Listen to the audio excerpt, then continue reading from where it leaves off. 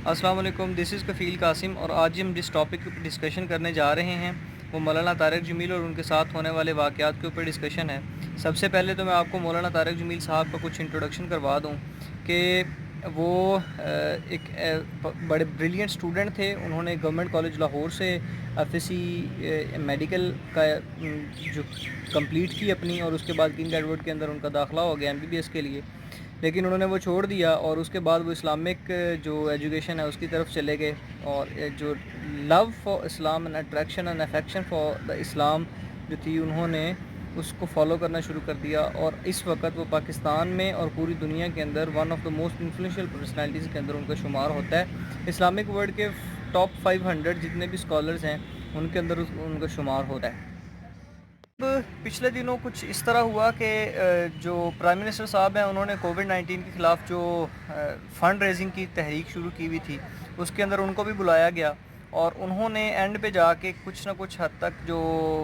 معاشرتی برائیاں تھیں یا سوشل ایولز تھے یا پورے سسٹمیٹک ایولز تھے، ان کو ہائی لائٹ کرنے کی کوشش کی۔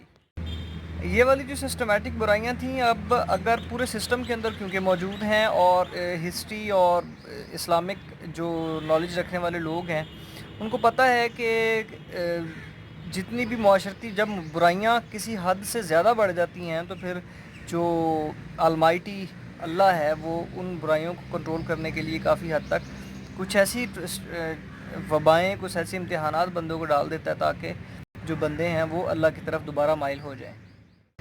اب یہ والی برائیاں تو ہمارے سسٹم کے اندر کافی عرصے سے موجود ہیں اور پینیٹریٹ کرتی جا رہی ہیں۔ انفارچونیٹلی ایک بندے نے اگر ان کو ہائی لائٹ کر دیا ہے تو اس کے اوپر بہت سارے لوگوں نے ان کو خاص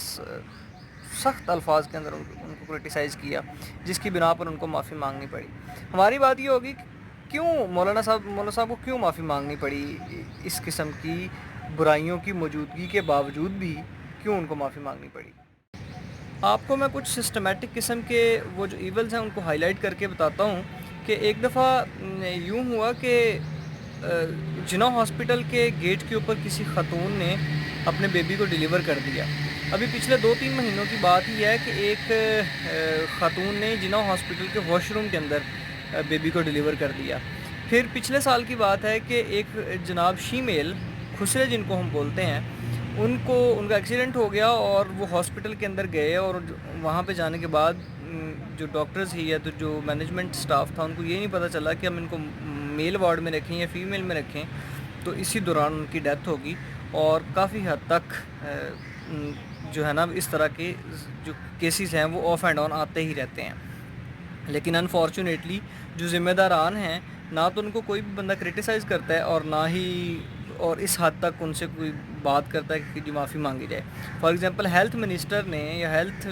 جو مینجمنٹ کے لوگ ہیں ان کو کبھی کسی نے نہیں کہا کہ آپ اس وقت سامنے آؤ اور آپ کی اس مس مینجمنٹ کی وجہ سے اس قسم کے جو حالات ہیں وہ پیدا ہو رہے ہیں اور آپ آ کے معافی مانگو۔ پھر عدل و انصاف پاکستان کے اندر کچھ کافی حد تک یہ جائل ہے۔ میں آپ کو اگزامپل دیتا ہوں کہ میرے ملک کے جو وکلاء حضرات ہیں وہ اور جو عدلیہ ہے وہ 20 سال تک لوگوں کو بند کر کے رکھتے ہیں، اور اس کے بعد جا کے پتہ چلتا ہے کہ یہاں پہ تو جناب یہ بندہ انوسینٹ پکڑا گیا۔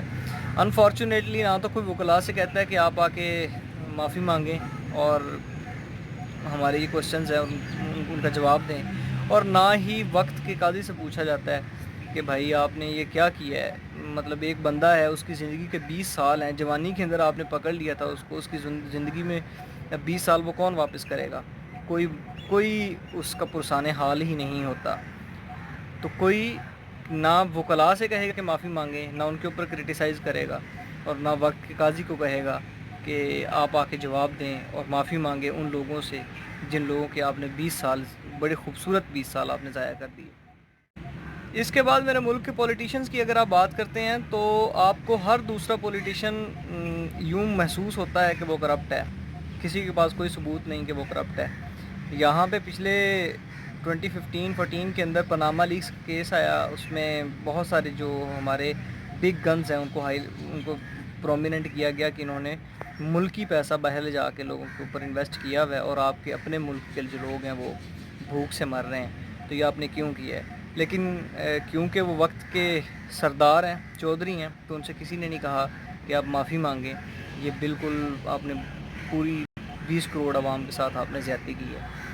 پاور یہی ہے کہ کوئی ان سے یہ بھی پوچھتا ہی نہیں ہے کہ بھائی آپ ہمارے معافی مانگیں. آپ ابھی پچھلی حکومت نے ہی کچھ ایسے آئی پی پیز کے ساتھ کانٹریکٹ کیے ہوئے تھے کہ جن کی وجہ سے ان کو اربوں روپے کا فائدہ ہوا، لیکن وہ گیا غریب عوام کی جیب سے، وہ گیا ان قرضوں سے جو آپ نے باہر سے لیے ہوئے تھے، اور واپس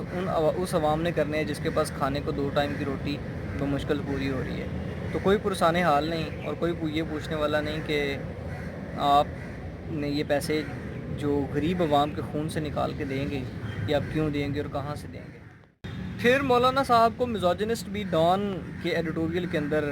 بولا گیا. میزوجنسٹ ڈیفینیشن کے مطابق میزوجنسٹ ہر وہ بندہ ہوتا ہے جو عورتوں سے نفرت کرتا ہے، جو عورتوں کی ایگزسٹنس سے ہی نفرت کرتا ہے. تو میرا نہیں خیال کہ پاکستان کے اندر مولانا جیسے بندے جو ہیں وہ میزوجنسٹ ہو سکتے ہیں، کیونکہ وہ تو ان لوگوں میں ان کا شمار ہوتا ہے جو صرف ہمیشہ محبت اور پیار اور افیکشن اور ہمدردی اور بھائی چارے کا جناب نہ پیغام دینے والے لوگوں میں سے ایک ہیں. تو اگر آپ میزوجنسٹ کی پوری دنیا کے اندر ڈیفینیشن بھی اور اس کے اوپر سرچ کرنا شروع کریں گے تو آپ کو پتہ چلے گا ہر بندہ میزوجنسٹ ہے. مطلب اسلامک اسکالر، اسلامک کنٹریز سے تعلق رکھنے والے جو لوگ ہیں وہ ہمیشہ یہ سوچتے ہیں کہ جو ویسٹرن خواتین ہیں ان کا جو لباس ہے وہ ٹھیک نہیں ہے، وہ بالکل غلط ہے، اس طرح تو ان سے نفرت کرتے ہیں وہ، اور یہ بالکل کمپیٹیبل ہے کہ وہ ویسٹرن خواتین کے حساب سے تو وہ میزوجنسٹ ہی کنسیڈر ہوں گے. اب جو ویسٹرن خواتین ہیں وہ کہ ویسٹرن جو مرد حضرات ہیں وہ بھی میزوجنسٹ ہوئے، کیونکہ وہ اسلامک ورلڈ کے جو جتنی بھی خواتین ہیں وہ ان سے نفرت کرتے ہیں کہ یہ عبایا پہنتی ہیں اور یہ پردہ کرتی ہیں. تو میزوجنسٹ تو آپ دنیا میں کسی کو بھی آپ مجھے کہہ سکتے ہیں، آپ خود کو اگر انالائز کریں گے تو بہت سی خواتین کے ساتھ انسان نفرت کرتا ہے، تو ملک اچھا نہیں سمجھتا ان کو. تو بندہ تو ہر بندہ ہی میزوجنسٹ ہے، تو پھر اس کا کیا حل کیا جائے؟ اس کا کوئی آپ کے پاس بھی کوئی حل نہیں، میرے پاس بھی کوئی حل نہیں، یہ تو ایسے ہی سلسلہ چلے گا جی. اس پورے سسٹم کے اندر جہاں پہ ڈاکٹرز اپنے طور پر پاورفل ہیں اور کبھی ان سے کوئی معافی کا کوئی سوال نہیں کیا گیا، وکلاء اپنے طور پر پاورفل ہیں، ان سے کوئی کسی نے معافی کا سوال نہیں کیا، عدلیہ اپنے طور پر پاورفل ہے، کوئی کسی نے سوال نہیں کیا،